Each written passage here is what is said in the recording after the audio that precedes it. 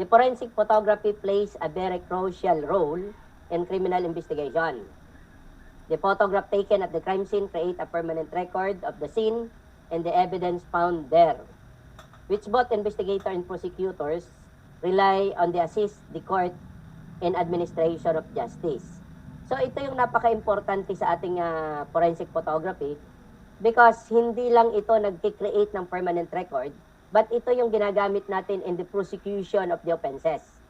Important kasi na-i-assist niyo yung prosecutor. Ibig sabihin, on that particular fire scene, na ibibigay nyo, na ipapaliwanag nyo sa prosecutor yung gusto nyong sabihin because it is already presented by means of photograph. So we have the so-called commercial photographer. So pag sinabi natin commercial photographer, hindi yan kagaya ng forensic photographer na ang kailangan natin is yung actual, di ba? Kasi kung may nasunog na tao doon, hindi mo naman sasabihin, oy, konting ngiti, di ba? Hindi pwede yon. Hindi nyo pwedeng pangitiin yung patay. Pero if you are a commercial photographer, ang kailangan dito is beauty and artistry, di ba? So, kukunin nyo yung angle na kung saan masasatisfied yung client ng commercial photographer. Wherein in the forensic aspect, so, ang court ang dapat makonvince natin regarding on your photograph. Then we have the press photographer. So, ang kailangan nila is yung visual impact and sensationalism. Di ba? Kaya makikita ninyo, take note, di ba? Yung ating mga media people, di ba? So, kahit hindi masyadong sensational, then ito yung sinasabi natin, the forensic photographer, what we need is the exactness, the truthfulness, and the faithfulness. Eksaktong kung ano yung ebidensya na kailangan nating ipakita sa korte, particularly during the prosecution of the arson cases. So, kailangan nating i-present kung ano yung meron doon sa o actual na nangyari doon sa crime scene. So, it is for primary reason that one who will pursue a career of forensic photography must have broad knowledge on its theoretical background before going into continuous actual practice to gain experience and establish his credibility and competence. Kasi, lalong-lalo na ngayon, mga digital camera ang ginagamit, pero take note, be careful of using cellphone in a fire scene, di ba?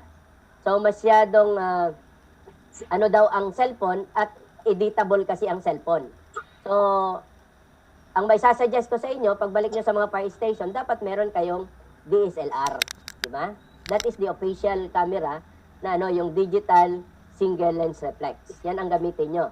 Kasi yan ang napaka-importante, particularly when you are presenting photographic evidence in the prosecution of the offenses.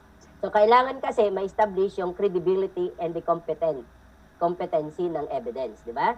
Kasi once na inedit yan at nakita yan ng court, ang tinitingnan lang naman ng court, doubt. Kaya nga yung ating mga offenders, di ba? Anong sinasabi doon? That is proof beyond reasonable doubt. Di ba? Proof beyond reasonable doubt. So, ang hinahanap lang ng korte sa atin ay doubt. Doubt lang ang hinahanap. Once na ang court magkaroon ng doubt, asahan nyo, madidismiss ang kaso. Di ba? So, kaya kailangan sa photograph pa lang, dapat credible and the photograph must be competent. So, let's move in the fundamental principle of photography. So, photography, the word photography is a derivative of the two Greek word, the pos and the light. Diba? So, magkasama yan. Pos, meaning light, and graphia is meaning to write. So, ibig sabihin, ano ibig sabihin yan? Is writing by means of light. Diba? Yan. So, yan ang ibig sabihin ng photography. So, yan ay sinimulan ni Sir John Herschel in 1839. That is the method of recording images by the action of light. Through, of course, through the sensitive materials. Because you cannot produce. Tatlo lang naman yan eh. You cannot produce photograph kung wala ka, of course, camera, kung walang light, at walang sensitized materials. So, pag dyan sa tatlo na yan, may nawalang isa, you cannot produce a photograph. Again, para makaproduce ka ng photograph, kailangan may camera, kailangan may light, at kailangan may sensitized materials. So, ganyan, di ba? So, sabi ni Herschel, nung siya ay mag-take ng photograph, at kung paano siya nag-take ng photograph. Photography is an art or science which deal with the reproduction of images through the action of light upon sensitized materials with the aid of camera and its accessories, and the chemical processes involved therein. That is in accordance Aquino of 1972. So when we say photography, kaya nga art or science, reproduction means reproduction. Kaya reproduction, we have to get the image outside the camera at kukunin natin yan. Papasok yan doon through the action of light. Ibig sabihin, by means of the light, magbubukas yung shutter ng camera, papasok yung light, then yung image na naandun sa labas, papasok din yon kasama ng light, mag-i-imprint yan doon sa sensitized materials. Ano yung sensitized materials? Ang sinasabi nating sensitized materials, yan yung film noon. Diba? Ngayon, ang sensitized materials natin, because we are using the digital camera, so meron tayong tinatawag na CMOS. Mamaya i-discuss natin yan. Diba? So, kaya, sabi ko nga kanina, we cannot produce photograph kung walang sensitized materials. Diba? And of course, the light. You cannot produce ng photograph kung madilim. Diba? So, kailangan laging may light. That's why we are using the artificial lights. Ano yung artificial lights? Na sinasabi ko, yung artificial lights, ito yung flash, di ba? Ito yung bulb, kung para magliwanag lang, because we cannot produce photograph, so kung wala tayong light. So, police photography is an art of science which deal with the study of the principles of photography, the preparation of photographic evidence, and its application to police work. Actually, the police photography is not only related on the work of the Philippine National Police, di ba? When we say police, di ba? These are the law enforcers. When we are producing photograph, we need this in our work. So, the principle of the photography and the preparation of photographic evidence. Kasi nga, yung nasunog na bahay, nasunog na establishment, hindi natin yan madadala sa court. Hindi natin yan pwedeng dalhin dun sa court. And even yung nasunog na tao, sige daw, dalhin mo yan sa court. Ipagalitan ka ng judge niyan. Di ba? Ano ang dinadala natin sa court? As corpus delicti. That is reproduced by photograph. Di ba? So, kaya napaka-importante ng photograph sa trabaho natin. Forensic derived from the Latin word forum, which means a marketplace or where people gathered for public discussion. When used in conjunction with other science, it connotes a relationship to the administration of justice. It is sometimes used interchangeably with the word legal. Di ba? Kaya nga forum, a public discussion. Pero sa atin, saan natin ginagamit yung public discussion? In a court. Di ba? Sa courtroom natin ginagamit yung ating discussion. That's why, kung mapapansin nyo, while you are discussing or testifying in court, merong cross-examination. Di ba? Bine-verify ng depensa kung yung lahat ng testimony mo ay naaayon or if you are a competent witness because you are testifying in court kagaya. So it is an art or science of photographically documenting a crime scene and evidence for laboratory examination and analysis purposes of court trial. And it will be subjected for laboratory examination because you have to determine kung anong chemical ang ginamit nila, isinit. Diba?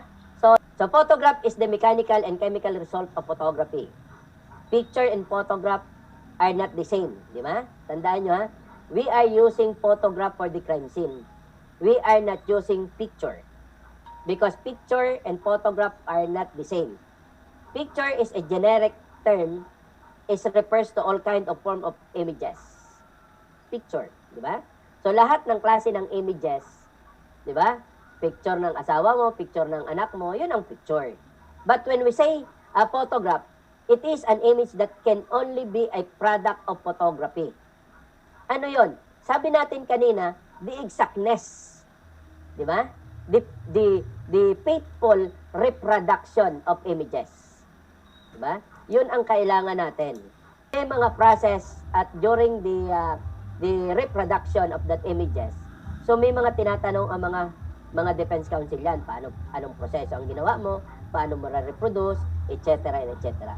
So pero kung ikaw mismo ang gumawa, ikaw mismo ang nag-reproduce regarding on that particular photograph, so kaya mong sagutin lahat kasi ikaw mismo ang gumawa ng photograph na yan o nag-reproduce.